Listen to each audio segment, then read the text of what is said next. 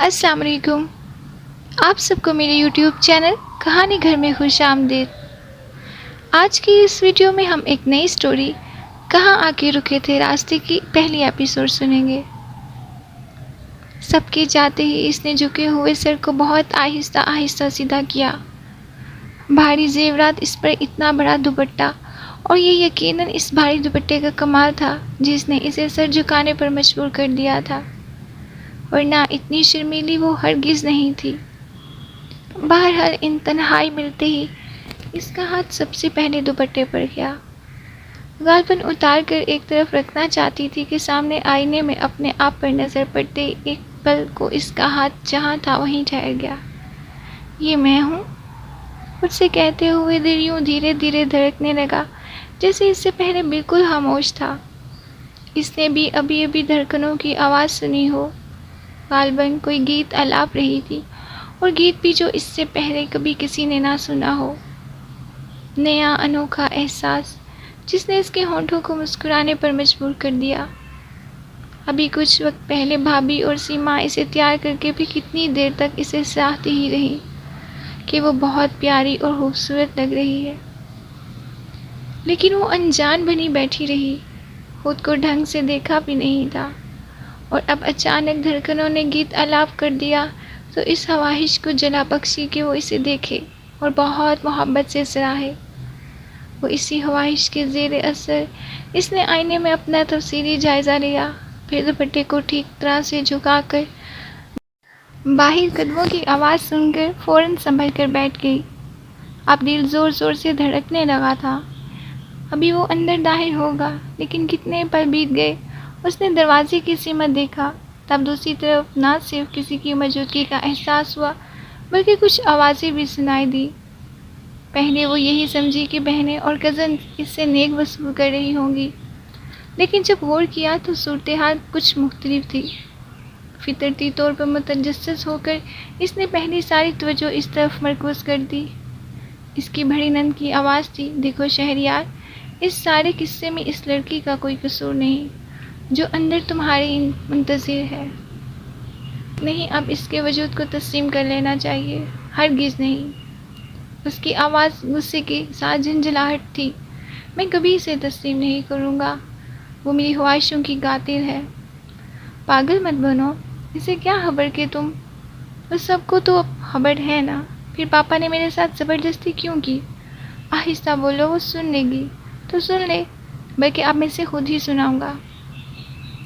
خدا کے لیے شہریار، آپ ہی اس کی منت کرنے لگی، اور وہ جو ابھی ابھی دھڑکنوں کے مدھم ہونے پر انوکھے احساس سے ہمکنار ہوئی تھی، یکدم سناٹے میں آ گئی۔ محبت سے سراہے جانے کی خواہش نے سچ مچ اسے رسوا کر دیا تھا۔ جس کی سنوری گئی تھی وہ دیکھنے تک اس کو آمادہ نہ ہو رہا تھا، اور یہ اس کی توہین ہی تو تھی، کومل جذبوں کی توہین۔ پھر اچانک حواسوں میں آئی تو دل چاہا پل میں سب کچھ تہس نہس کر دے، جیسے اس کے اندر محشر برپا ہو گیا ہو، وہ باہر بھی قیامت لے آئے۔ اور یقیناً ایسا کر گزرتی اگر جو میکے کا خیال دامن نہ تھام لیتا۔ اور یہی سچ ہے کہ 99% لڑکیاں صرف میکے کا خیال کر کے خود کو آزمائشوں کی بھٹی میں جھونک دیتی ہیں۔ سسرال میں ستم سہنا، میکے میں مسکرا کر سب کو ٹھیک ہے کا اعلان کرنا، سچ مچ کتنی دوگلی ہوتی ہیں یہ لڑکیاں، وہ سوچتی ہوئی بیڈ سے اتری اور ڈریسنگ روم کا رخ کیا۔ قد آدم آئینے میں خود پر نظر پڑی تو ایک پل کو ٹھٹکی، لیکن اگلے پل احساس ہوا کہ توہین اگر گھر کی طرح سے سوچا جائے، میں تمہاری خواہشوں کی قاتل نہیں ہوں شہریار علی، جبکہ تم نے واقعی مجھے قاتل کیا ہے، اور میں اپنا خون بہا معاف نہیں کروں گی۔ پھر اس نے جلدی سے تمام زیورات اتار کر دراز میں ڈالے، اس کے بعد لباس تبدیل کر کے واش روم کا رخ کیا۔ منہ ہاتھ دھو کر دوبارہ کمرے میں آئی تو ابھی تک دروازے کی دوسری طرف سرگوشیاں جاری تھی، گویا ابھی تک آپ ہی اس کی منتیں کر رہی تھی، اور وہ بری طرح سلگ کر رہ گئی۔ پھر ایک پل میں فیصلہ کر کے آگے بڑھی اور دروازے کا لاک لگا دیا۔ ظاہر ہے لاک لگنے کی آواز اس نے سن لی۔ آپ ہی کے ساتھ ساتھ اس نے بھی چونک کر بند دروازے کو دیکھا، پھر بے حد خاموش نظروں سے ایک دوسرے کو دیکھنے لگے۔ کچھ دیر بعد اس نے کچھ کہنے کے لیے منہ کھولا ہی تھا کہ آپی نے ہونٹوں پر انگلی رکھ کر اسے خاموش رہنے کا اشارہ کیا۔ پھر اس کا ہاتھ پکڑ کر لابی میں آ گئی اور تشویش سے بولی، یہ بہت برا ہوا شیری، اس نے ہماری باتیں سن لی ہیں۔ اچھا ہے اب مجھے اس کے سامنے دہرانی نہیں پڑیں گی۔ اس کے اطمینان سے کہنے پر آپی کو غصہ آ گیا۔ تمہارا دماغ خراب ہو گیا ہے، اگر پاپا کو پتہ چل گیا کہ تم نے دلہن کے ساتھ یہ سلوک کیا ہے تو وہ تمہارا حشر کر دیں گے۔ میں نے کیا کیا ہے؟ گویا تم نے کچھ کیا ہی نہیں۔ آپ ہی پہلے طنز کے ساتھ پھر ہلاک کی نزاکت کو سمجھتے ہوئے نرم پڑنے لگی۔ چھوڑو یہ سب باتیں، پہلے دروازہ کھلانے کی ترکیب کرو۔ کیا ضرورت ہے، میں یہیں کہیں سو جاتا ہوں، صبح خود ہی کھول دے گی۔ ٹھیک ہے، اب اگر تم کسی مشکل میں پھنسو تو میرے پاس مت آنا۔ آپ ہی پیر پٹکتی ہوئی دوسری طرف نکل گئی۔ اس نے پہلے بے نیازی سے کندھے اچکائے، لیکن پھر فوراً احساس ہوا کہ یہ کچھ اچھا نہیں ہوا۔ اگر کہیں پاپا کسی طرف سے اس طرف آ گئے تو وہ اپنی یہاں موجودگی کا کیا جواز پیش کرے گا؟ اس خیال کے ساتھ ہی اس نے اس دروازے کی طرف دیکھا جہاں آپی گئی تھی، لیکن اب ان کے پاس جانا فضول تھا کیونکہ اس طرح سب کے متوجہ ہونے کا خدشہ تھا۔ کچھ دیر لابی میں ٹہل کر سوچتا رہا اب اسے کیا کرنا چاہیے۔ پھر اسی طرح بے آواز قدموں سے چلتا ہوا اپنے کمرے تک آیا اور بہت آہستہ سے دروازے پر دستک دی۔ دوسری طرف خاموشی چھائی رہی۔ اتنا تو اسے یقین تھا کہ وہ سوئی نہیں ہوگی، ظاہر ہے جب پھولوں کی سیج پر کانٹے بچھ جائیں تو نیند کہاں آتی ہے۔ وہ دستک سن کر چونکی، لیکن اپنی جگہ سے حرکت نہیں کی۔ پھر دوبارہ صحت بار کے مسلسل دستک ہونے پر تب 3-4 دروازے تک آئی اور آہستہ میں پوچھا، کون؟ دروازہ کھولے محترمہ، مجھے کچھ چیزیں لینی ہے۔ وہ اس کے کون کہنے پر بری طرح تلملا گیا۔ مشکل آواز پر قابو رکھ کر بولا۔ اس نے کچھ دیر سوچنے کے بعد دروازہ کھولا اور خود دروازے کے پیچھے چلی گئی اور اندر آ کر غالباً اس کی تلاش میں ادھر ادھر نظریں دھرا رہا تھا۔ پھر یکدم دروازے کی طرف پلٹا تو وہ بظاہر سکون اور مطمئن نظر آ رہی تھی۔ تب وہ آہستہ آواز میں مگر گڑا کر بولا، دروازہ لاک کرنے کی کیا ضرورت تھی؟ وہ کچھ نہیں بولی اور آگے بڑھ کر تکیہ اس انداز میں سیدھا کیا جیسے سونے کا ارادہ رکھتی ہو۔ وہ اس کا ارادہ بھانپ کر پھر کر آیا۔ آپ یہاں نہیں سو سکتی؟ کیوں؟ اس کی طرف دیکھے بغیر بولی، اس لیے کہ یہ میرا کمرہ ہے۔ یہ اور میرا کمرہ کون سا ہے؟ وہ اب سیدھی کھڑی ہو کر براہ راست اس کی آنکھوں میں دیکھنے لگی، جس سے وہ جھنجھلا کر بولا، مجھے نہیں پتا۔ کمال ہے، مجھے اس گھر میں لانے والے آپ اور آپ کو نہیں پتا۔ وہ طنزیہ مذاق میں ہنسی۔ آپ کو یہاں میں نہیں پاپا لے کر آئے ہیں۔ کیا؟ اس نے حیرت کا مظاہرہ کیا۔ میرا نکاح آپ کے ساتھ ہوا ہے یا پاپا کے ساتھ؟ Shut up. اسے جیسے آگ لگ گئی۔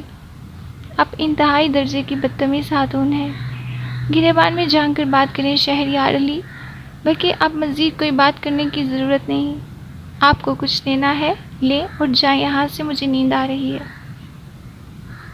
وہ اس کی بات پر بہت غصے میں ہوتی، پیشانی پر بے شمار بڑھا کر اسے جانے کے لیے کہا تو وہ چیخ کر بولا، میں نہیں جاؤں گا یہاں سے۔ ٹھیک ہے، میں چلی جاتی ہوں۔ وہ پیر پٹک کر دروازے کی طرف بڑھی، تب وہ یکدم سٹ پٹا کر سامنے آ گیا۔ آپ میرا مطلب ہے سو جائیں، لیکن دروازہ لاک مت کیجیے گا، وہ کہتا ہوا کمرے سے نکل گیا۔ تب وہ آ کر بیٹھی اور اس ساری صورتحال کے بارے میں سوچنے لگی۔ اس کی سمجھ میں نہیں آیا کہ جب وہ شادی کرنا نہیں چاہتا تھا تو اسے مجبور کیوں کیا گیا۔ وہ مجبور کیوں ہوا؟ منع بھی تو کر سکتا تھا۔ نہ آپس کی رشتہ داری تھی، نہ ہی بندھن میں بہت پرانا تھا۔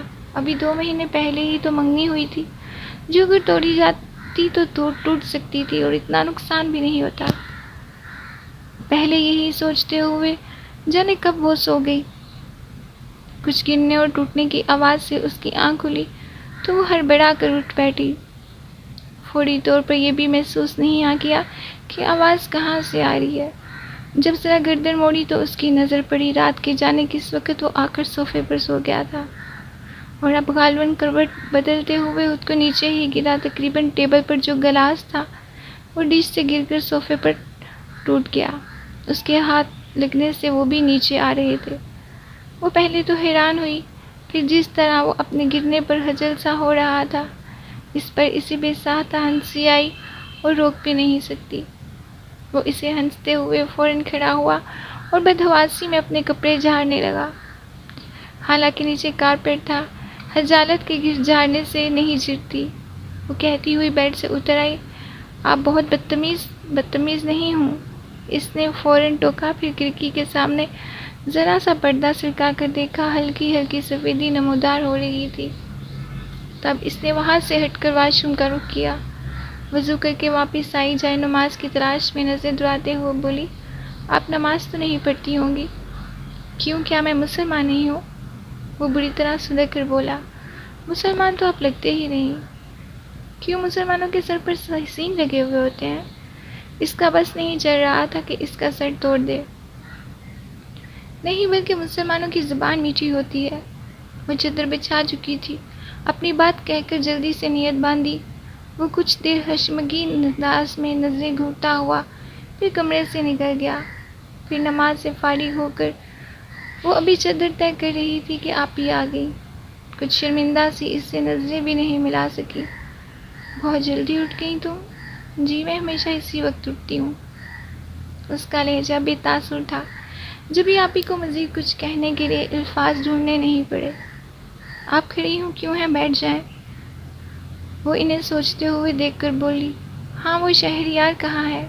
آپ ہی کو سچ مچ اس پر غصہ آ رہا تھا، جس کی وجہ سے انہیں اس لڑکی کے سامنے شرمندہ ہونا پڑ رہا تھا۔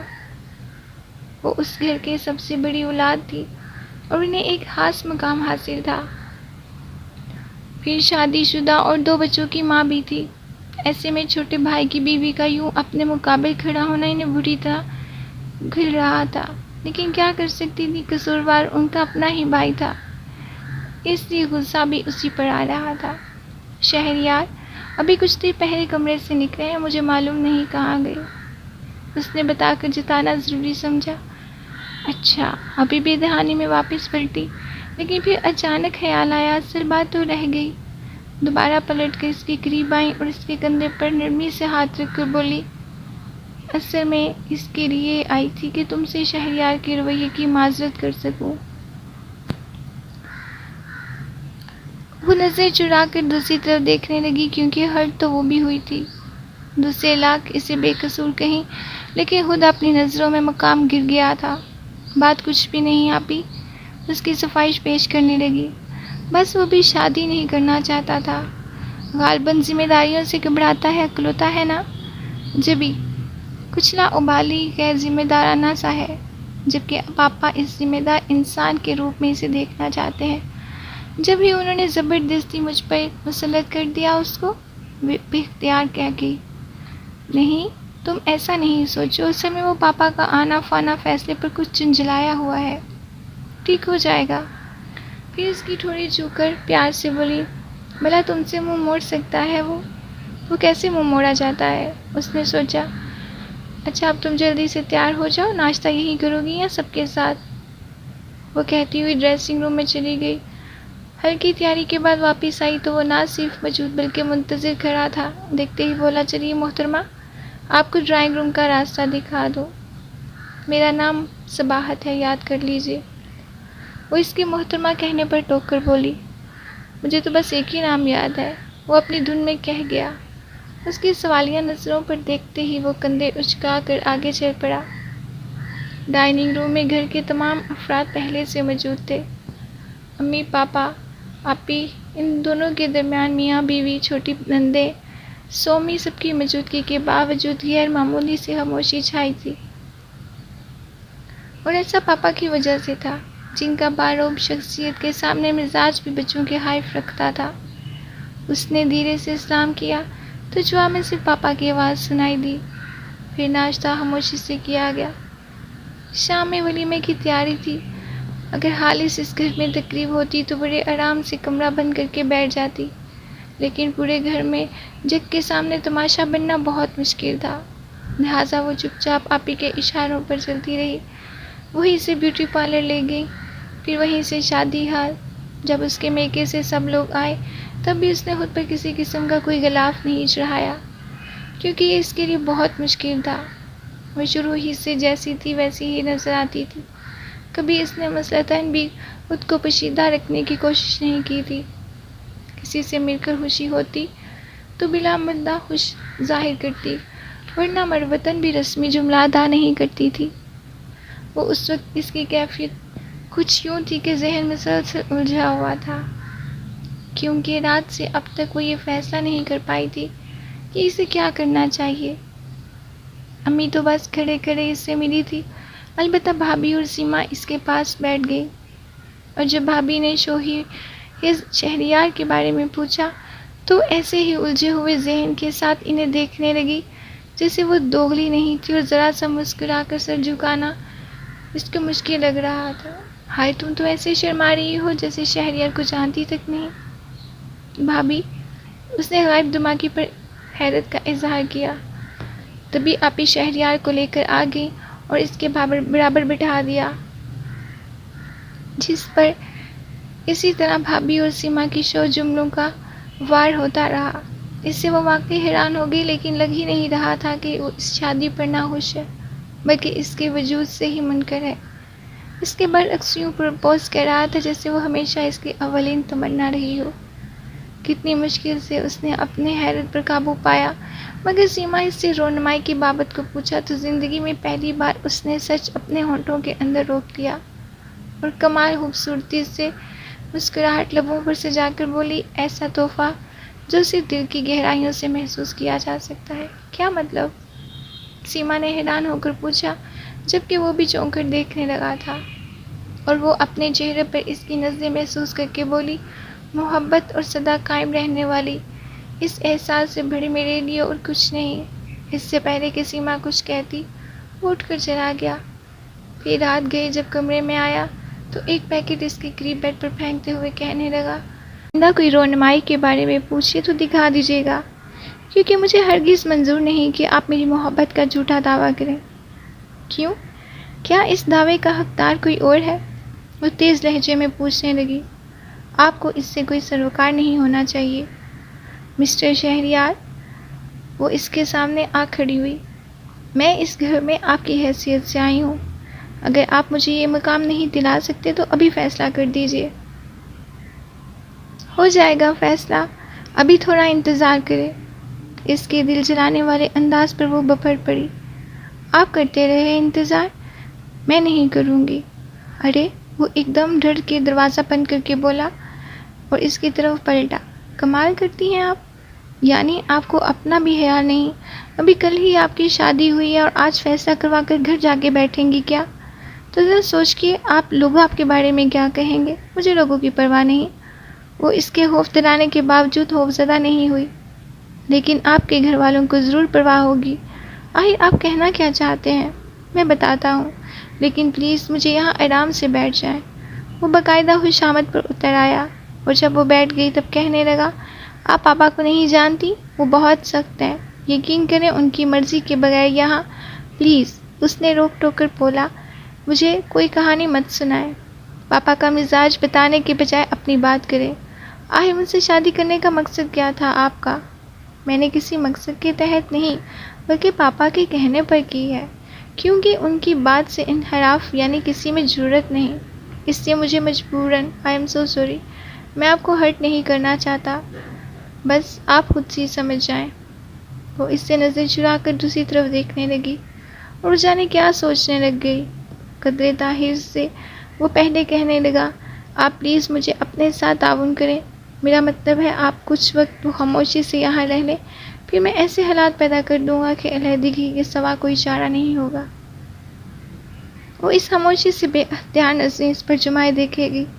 اس کا خیال تھا کہ ساری بات سن کر سارا اس سے ہمدردی جتائے گی کہ تم پر بہت ظلم ہوا ہے، لیکن وہ تو پوری بات سنے بغیر ہی رونے لگی تھی، اور اس کے رونے پر وہ پریشان ہو گیا۔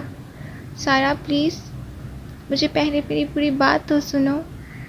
اب وہ کیا رہ گیا ہے سنانے کو؟ وہ آنسوؤں کے درمیان بولی، دیکھو میں شادی ضرور کی ہے، لیکن یقین کرو ابھی بھی میرے لیے قطعی اجنبی ہے۔ اگر مجھے تمہیں فریب دینا ہوتا تو اپنی شادی کا بتاتا ہی کیوں؟ بڑے آرام سے حقیقت چھپا کر تم سے ہی ملتا نا۔ وہ ہتھیلیوں سے آنکھیں رگڑ کر اسے یوں دیکھنے لگی جیسے اس کی بات کا صداقت کا اندازہ ہی سمجھ نہیں آ رہا ہو۔ میرا یقین کر لو سارا، میں تم سے جھوٹ نہیں بول رہا، میں تمہارا یقین کر لیتی ہوں، لیکن یہ اجنبیت کب تک چلے گی؟ بالآخر وہ تمہاری بیوی ہے۔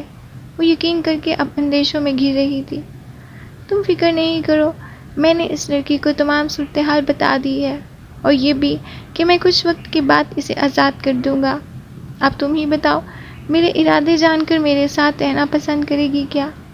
وہ اپنی پلاننگ بتا کر ذرا سا مسکرایا تو اس نے پہلے سر نفی میں ہلایا، پھر تعصب سے بولی، لیکن شہری، کیا یہ ایک ظلم نہیں ہے؟ کم آن یار، اب ان کے بارے میں مت سوچو، یوں بھی وہ کوئی عام سی لڑکی نہیں ہے۔ وہ کندھے جھنجھلایا اور آخری بات بلا ارادہ کہہ گیا، اور وہ اس پر چونک کر دیکھنے لگی۔ کیا مطلب؟ اور اسے وضاحت کرنا پڑی۔ میرا مطلب ہے اس نے عام لڑکیوں کی طرح رونا دھونا نہیں مچایا، بلکہ وہ فوری فیصلے کی بات کر رہی تھی۔ بڑی مشکل سے میں نے سمجھایا۔ وہ اس کی وضاحت سن کر جانے کیا سوچنے لگی، پھر اچانک کسی خیال کے تحت پوچھنے لگی، سنو کیسی ہے وہ؟ اپنی طرف سے بات ختم کر کے اب اطمینان سے سگلگتا ہوا سگریٹ سامنے رکھ کر بولا، جب ہی بے دہانی میں پوچھا، کون؟ میں تمہاری بیوی کی بات کر رہی ہوں۔ وہ اس کے چٹکتے پر نچلا ہونٹ دبا کر شرارت سے مسکرایا، پھر اسی انداز میں بولا، اگر میں تعریف کروں گا تو تم جیلس نہیں ہوگی نا؟ وہ فوراً بول پڑی اور کس طرح اپنی ہنسی نہیں روک سکا۔ قدرے توقف سے اسے گھورتی رہی، آنکھوں میں دیکھ کر گویا ہوئی ایسی فضول باتیں سوچ کر خود کو حیران مت کرو، میری آنکھوں اور دل میں تم سما چکی ہو۔ اگر اب آسمان سے اتری ہوئی کوئی حور بھی ہو تب بھی مجھے کوئی فرق نہیں پڑے گا۔ ویسے اطلاعاً عرض ہے کہ میں نے اسے ڈھنگ سے دیکھا ہی نہیں۔ وہ ہنسی جذبیری ہو کر پہلو بدلنے لگی، تب وہ گھڑی دیکھ کر گھبرا گیا، ارے اتنی دیر ہو گئی ہے، چلو اب فوراً گھر چلتا ہوں۔ وہ اٹھ کر وہاں سے جانے لگا۔